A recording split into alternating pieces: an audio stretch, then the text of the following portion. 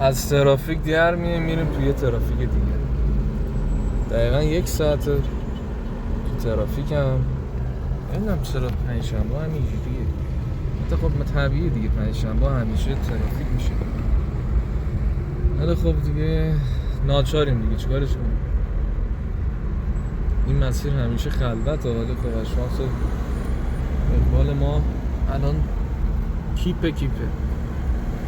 آدیه نمه بارون زد، خدا رو شکر قطع نشد. جان مادرت بیا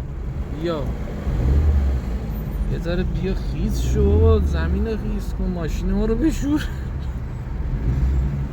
چه وضعش آخه، 2 تا قطره میزنی نمیایی دیگه. یه بار قشنگ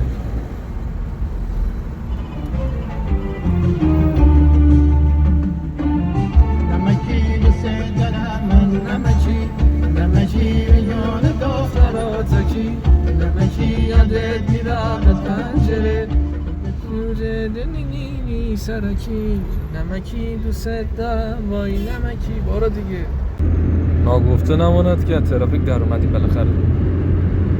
آقا بدرود.